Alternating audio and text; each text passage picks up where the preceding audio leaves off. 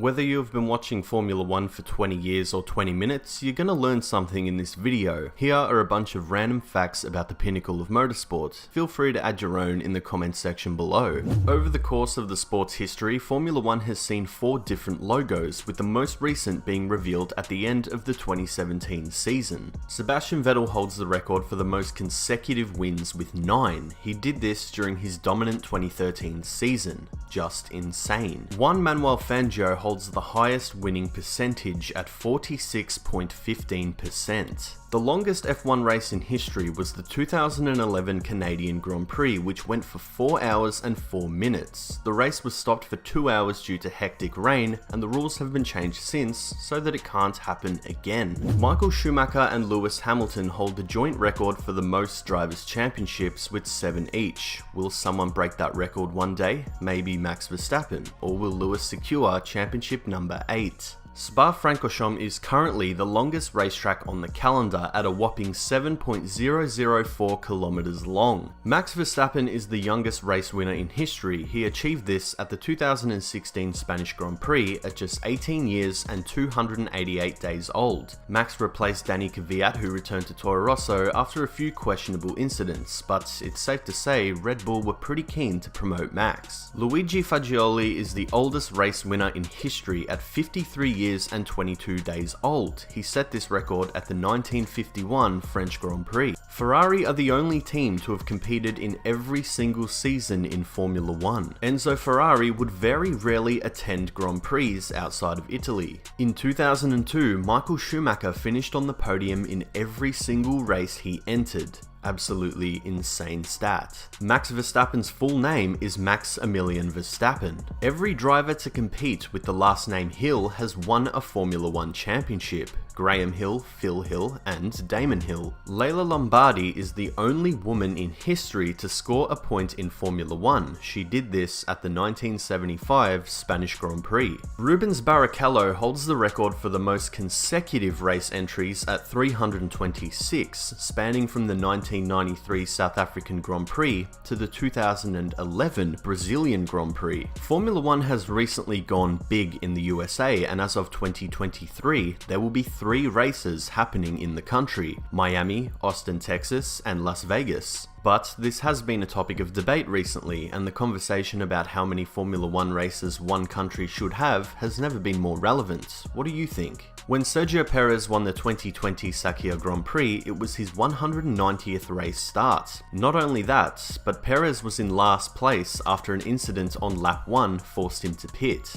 When Nico Rosberg joined Williams, he achieved the highest score ever on the team's engineering aptitude test. Carlos Sainz supports Real Madrid. You can see how loyal he is to Madrid because in this video he refused to sign a Barcelona kit. The word formula means the set of rules the team agree to, and the 1 refers to the top tier. The teams literally follow a formula. The Ferrari F2004 was so good during testing that Ferrari were convinced something was wrong. The team launched a full investigation thinking the car was underweight or that there was a problem with the timing equipment. But no, the car was just that good. If you go to Albert Park, just by the pit exit, you'll see 2 statues, one of Jack Brabham and another of Alan Jones. Could we see statues of Mark Webber and Daniel Ricciardo in the future? Daniel Ricciardo's middle name is Joseph. Lewis Hamilton is an Arsenal fan. F1 drivers are athletes. They put their body to the test and undertake high levels of training and endurance. It's possible for them to lose anywhere from 2 to 4 kilograms during a race. The average cost of a front wing is $150,000. That's about the same price as a brand new 300 series GR Land Cruiser, my dream car. Fernando Alonso has a samurai tattoo on his back. Niki Lauda was born into a wealthy family, but they were not supportive of his racing ambitions. He took it upon himself to take out a loan and bought his way into Formula 2.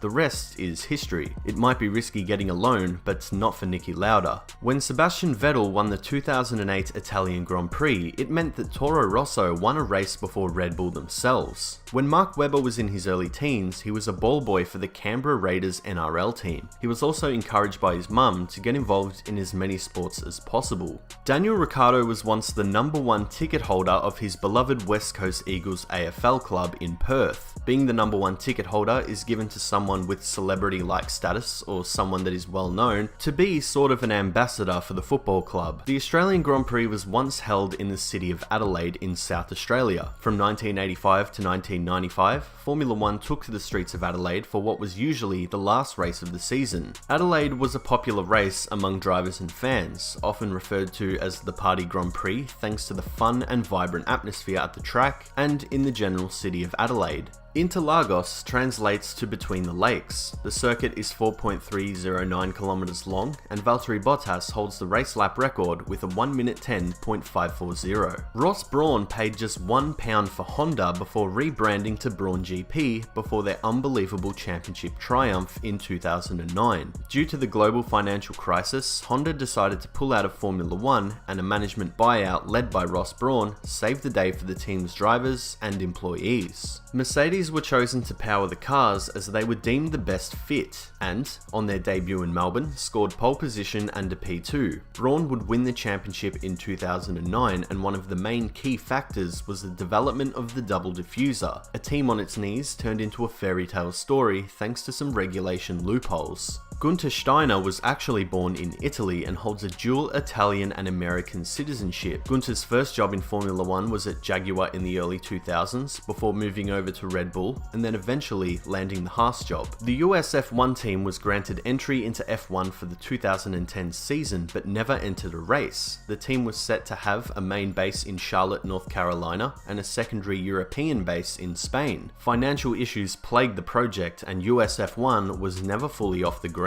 The team bought 2 trailers of Brawn GP and these were seized by the UK High Court and sold on eBay. US F1 were fined £309,000 and was banned from competing in any FIA sanctioned event. If you watch Lewis Hamilton's race start, you'll notice that he places his left hand on top of his steering wheel. Many pundits and drivers believe that he does this for better clutch control in order to get the best launch possible. Plenty of drivers have their own unique ways of doing things, such as Fernando Alonso's aggressive steering technique during the 2005 and 2006 season where he won both championships, and Jean Alesi's hand positioning on the steering wheel during his career. Ferrari has their own Grade 1 test track, Fiorano. Enzo had it built to replace the outdated Modena Autodrome and for some personal enjoyment. The track has a full telemetry system, a skid pad, and a sprinkler system to simulate wet racing, though one area of the track was changed after Michael Schumacher provided some feedback. Mattia Binotto revealed that after Michael's first test at Fiorano, he approached Jean Todt and expressed his dissatisfaction with Turn 1. Ferrari understood that Turn 1 wasn't exactly like anything on the calendar at the time, and so it was changed. Lewis Hamilton wore a Michael Jackson-inspired helmet for the United States Grand Prix back in 2013. The helmet definitely stands out with some red, black, and white highlights. There's a picture of Michael on the top of the helmet and a leaning MJ on the side from the legendary Smooth Criminal music video. It's not the first time Michael Jackson was linked to F1. He has attended the Bahrain Grand Prix, a country where he lived, and here he is with Michael Schumacher. Be honest, did you expect to see a Michael Jackson paddock pass and a picture of him with Schumacher? Valentino Rossi probably could have been an F1 driver. Rossi switching to F1 would have been a huge deal, and it was definitely possible considering he lapped just 0.7 seconds behind Michael Schumacher during a test. Rossi tested for Ferrari multiple times and he looked right at home in a Formula 1 car. Ferrari themselves believed in his potential, and a switch from MotoGP to Formula 1 could have happened back in 2007. The 2022 Australian Grand Prix had record attendance numbers. An estimated 419,144 people attended the event over 4 days, which broke the previous record of 401,000 back in 1996 at the inaugural event. Tickets were selling like crazy, and the event organisers set up extra grandstands to cater for the enormous demand. It was the perfect way to welcome F1 back to Australia, and since then, F1 has committed to Australia until 2035. I'm very happy. Ferrari sent Kimi Raikkonen his United States Grand Prix winning SF-71H. It was Kimi's first win since the 2013 Australian Grand Prix, and he shared the moment on Instagram. It was a pretty iconic win for Kimi. Not only was it his last, but his only win at Ferrari during his 2014 to 2018 stint before being replaced by Charles Leclerc and moving to Alfa Romeo. And the Valencia street circuit currently sits abandoned. F1 raced in Valencia from 2008 to 2013 and was quite the venue. A very flat circuit with plenty of unorthodox sections. The track was set to alternate with Catalunya to host the Spanish Grand Prix, but the deal fell through. The track didn't offer many overtaking opportunities, but 2012 was one of the best races of the season, won by Fernando Alonso. The track currently sits abandoned and in a wasteland-like state, and you should definitely check out this video where Tomo, Eldas, and Hayden went exploring at the circuit. So there were some random facts about Formula 1. I hope you learned something. I guess this video caters to everyone, no matter how long you've been watching the sport, so I hope you enjoyed it. Feel free to follow me on Instagram for some behind the scenes content and future video sneak peeks. And if you enjoyed this video, please consider subscribing and hitting the notification bell so that you get notified every time I upload and you won't miss a thing. And with all that being said, thank you very much for watching.